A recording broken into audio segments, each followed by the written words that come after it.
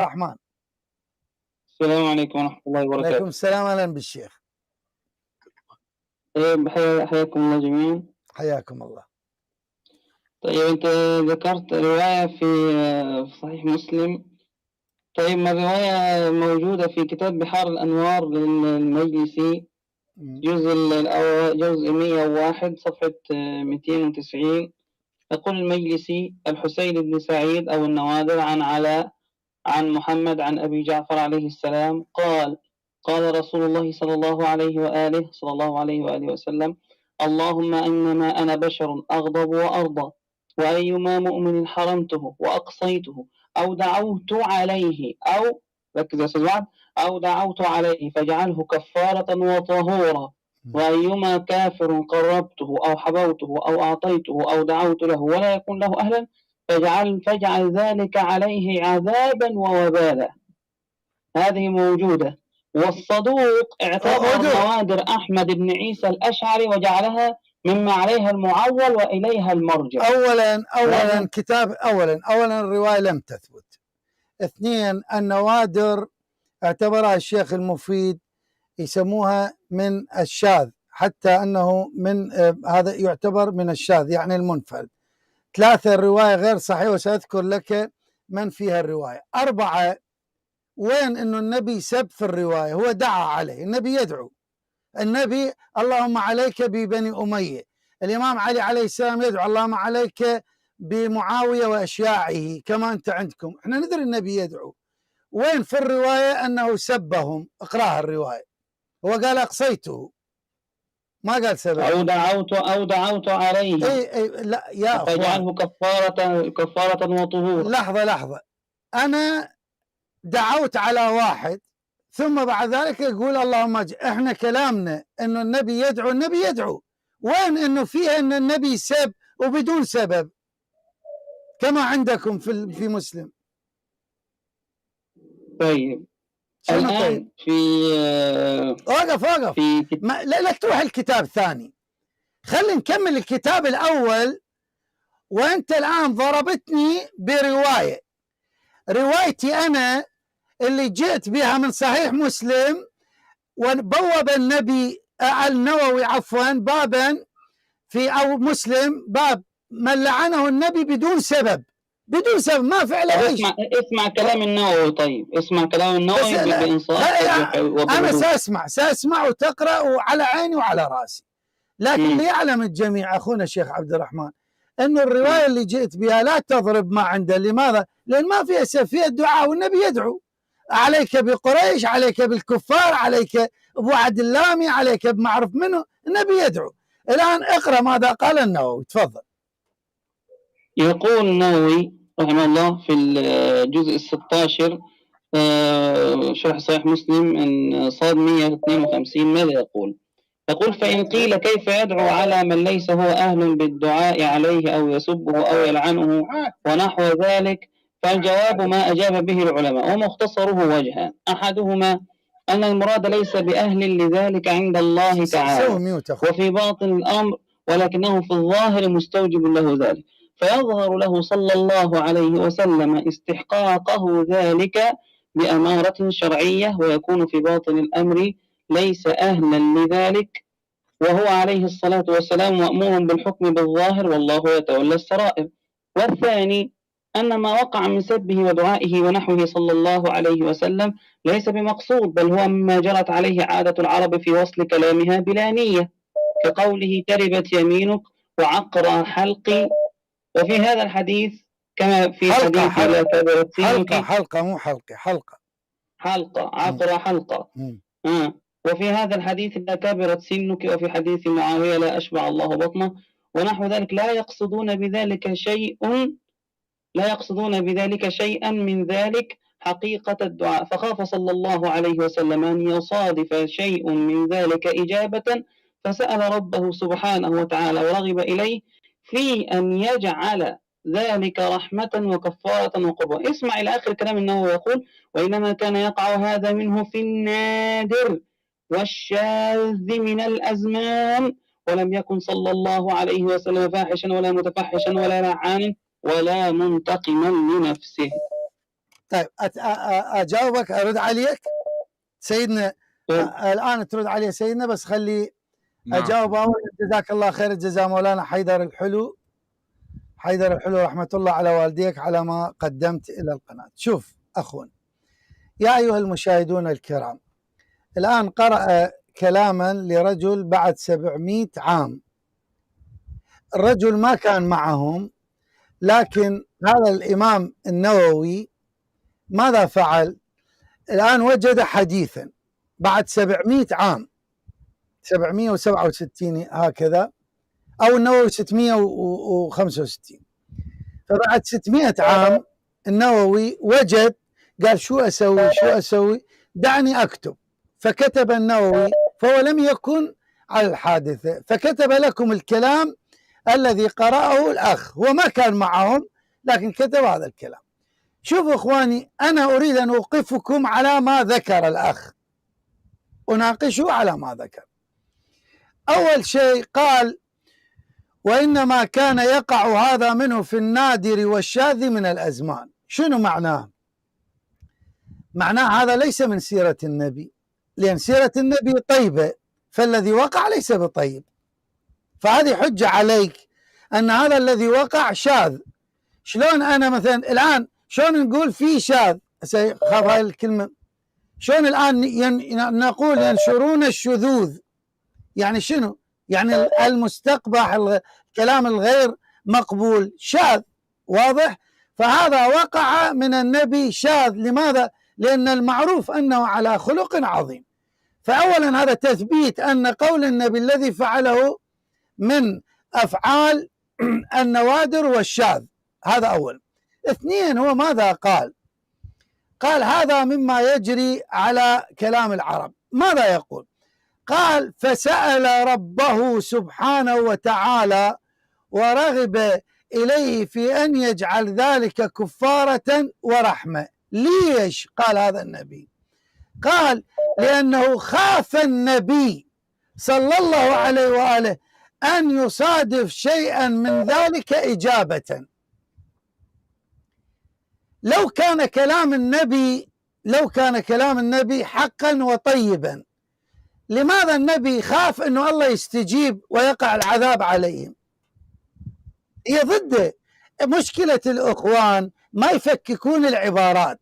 هو قرأ لنا الآن، قال الله يرحم والديك مولانا عبد الله، جزاك الله خير جزاء على ما قدم، عبد الله ناصر، يقول خاف النبي أنه الدعاء والسب اللي يقع على هؤلاء إجابة، يعني الله يستجيب. سؤال اخوان، هذا شلون نبي اللي يدخلون عليه اصدقاء صحابه بدون ذنب ويسبهم، وبعد يقول اوه اخاف الله يطبقها عليهم، اخاف الله يثبتها، اقلب فخاف اقلب، يقول انه اخاف فسويناها استجاب. هذا الكلام اخواني كله ترقيعات، والترقيعات ما نجحت. ثم ماذا قال؟ قال النووي في بداية الكلام، قال: قوله صلى الله عليه وآله أيما إنما أنا بشر فأي المسلم لعنت وسبت وجدته إلى آخر. ثم قال: فأي المؤمنين زكاة؟ قال: إنما أنا بشر. ماذا قال النووي؟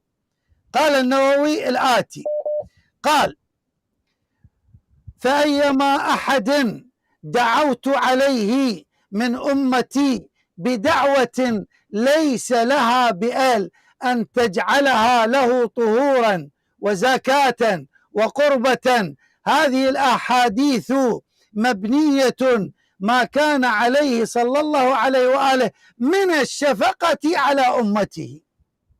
يعني النبي من شفقته على أمته شو يسوي؟ يدخل 3 4 ويلعن والديهم، ومن يقول له يا رسول الله ليش تشتمنا واحنا ما فعلنا؟ يقول لا يا اخوي يعني شفقة عليك، انا العن والديك واسبك لان هاي من شفقتي على امتي. يعني الان انا اقول لك انت مو قلت لي كلام النووي؟ والله اذا افكك عبارات النووي وياكم ويا اخ عبد الرحمن، والله انا ادري ما تتحملون. شوف أنا الآن قرأت لحظة واحدة. تفضل.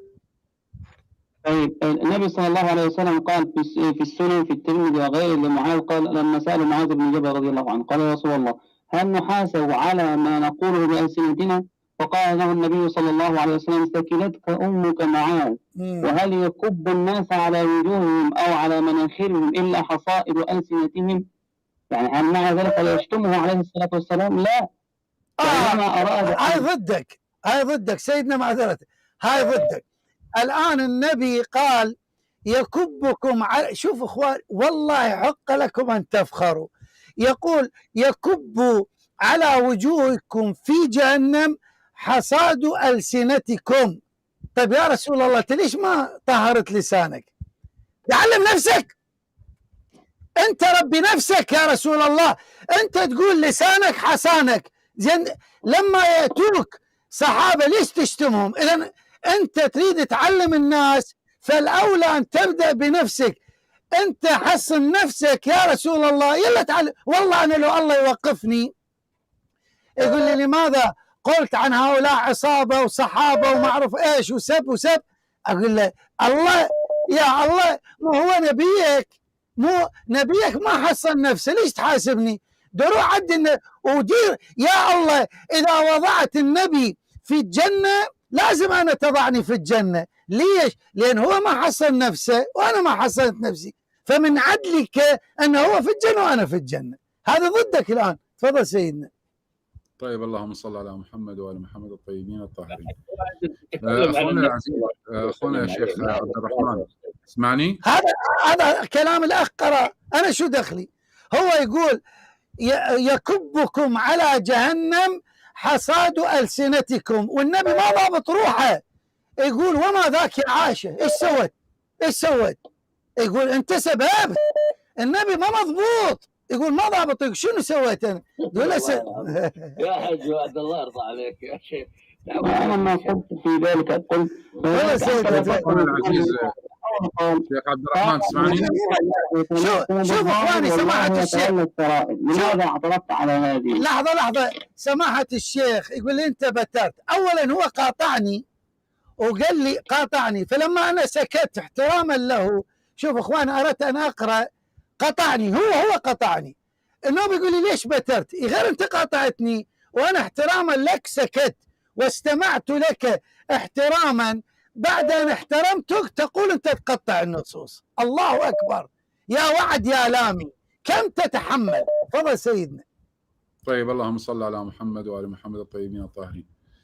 أخونا العزيز، النبي صلى الله عليه وآله حينما قال هذا الكلام أيما مؤمن سببته أو لعنته، هل يخشى أن الله تبارك وتعالى يستجيب دعاءه في من سبه أو لعنه فقال هذا الكلام؟ نعم، كان شفوقا صلى الله عليه وسلم على أمته. يعني هو كان يخشى أن الله تبارك وتعالى يستجيب الدعاء في هذا الرجل الذي سبه أو لعنه، صح؟ فقال هذا الكلام.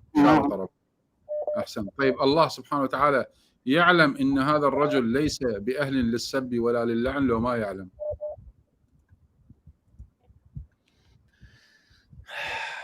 هو النبي صلى الله عليه وسلم أراد ذلك. لا تقل لي روى الله يعلم هذا، الله يعلم. يا رجل لا تعرف انه انت تعرف الان انت وقعت بمطب. الان الله يعلم ان هذا الرجل الذي سبه النبي ليس باهلا للسب ولا اهلا للعن لو ما يعلم. الله يعلم لو ما يعلم. سبحانه وتعالى هو العليم الحكيم. احسن. طيب كيف يستجيب دعاء على شخص ليس اهلا له، اهلا ان يسب او يلعن وهو يعلم؟ الله يعلم ان هذا ليس اهلا للسب ولا لا. كيف يستجيب فيه الدعاء؟ هذا ظلم من الله تبارك وتعالى. هذه نسبة ظلم لله وعدم عدالة.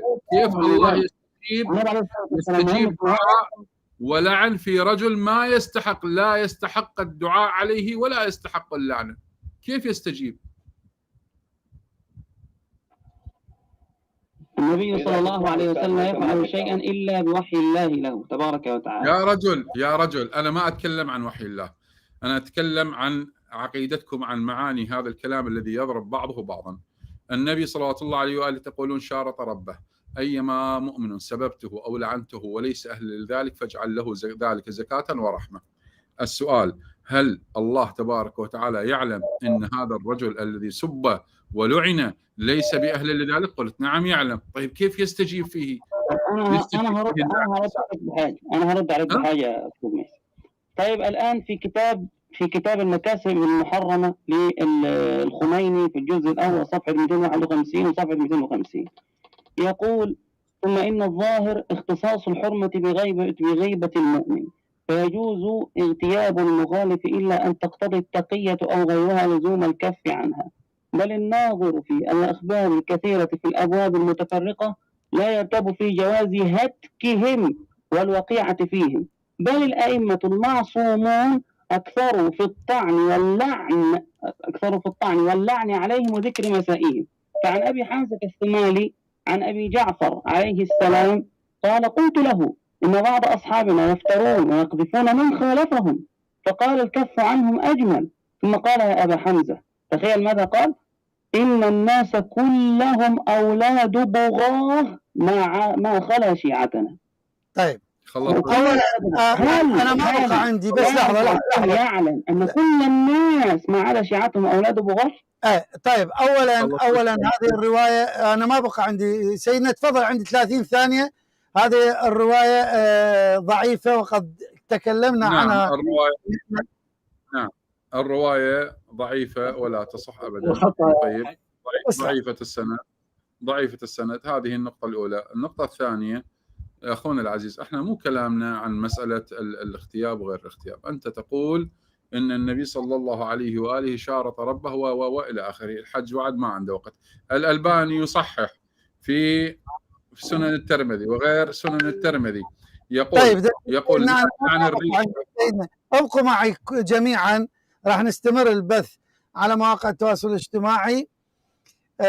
أولا أئمة أهل البيت عليهم أفضل الصلاة والسلام. أولا شكرا للأخ حمد سليمان ومعتدل والأخ عبد الله والأخ حيدر الحلو، جزاكم الله خير الجزاء، أسأل الله أن يبارك فيكم وفي رزقكم. عند أهل البيت عليهم أفضل الصلاة والسلام هو الكلام الطيب، ولكن أنتم تقولون أن النبي صلى الله عليه وآله يلعن غير المستحق وبدون سبب. أما الله تبارك وتعالى فقد لعن. قال الله تبارك وتعالى: إن الذين يؤذون الله ورسوله لعنهم الله في الدنيا والآخرة. فاللعن إذا كان مستحق ما في شيء، فالنبي إذا لعنهم باستحقاق ويستحقون اللعن فهذا لا شيء فيه، لأنه منهج قرآني. بل أن القرآن الكريم يا ناس فرق بين أن إنسانا يطبق القرآن وفرق بين أنكم تقولون أنه يسب الكلام البذيء بدون سبب. أما القرآن مو فقط الله لعن، بل دعا النبي صلى الله عليه وآله أن يدعو نصارى نجران إلى الملاعنة. قال: فمن حاجك فيه من بعد ما جاءك من العلم فقل تعالوا ندعو أبناءنا وأبناءكم ونساءكم إلى أن قال: فنبتهل فنجعل لعنة الله. إذن اللعنة قرآن وإذا لعن، لكن نبينا يلعن بدون سبب وبدون شيء ويقلب اللعن إذا هم استحقوا لعنة الله عليهم. هذا ما عندنا. أرأيتم الفرق في المنهج إخواني؟ ألقاكم في 10 بتوقيت مكة من شاشة الحجة الفضائية. إلى يوم غد، وعد الله مؤسسة البرنامج يحييكم. السلام عليكم ورحمة الله وبركاته. طبعا ذكرت لك رواية يا أستاذ. طيب الآن نرجع إلى البث مع الأخوة الحبايب. طيب تفضل سيدنا. لحظة أخونا عبد الرحمن، بس لحظة بس أريد أقدم أبو عاشا يرد عليك وردهم كلهم في واحد. تفضل أبو عاشا.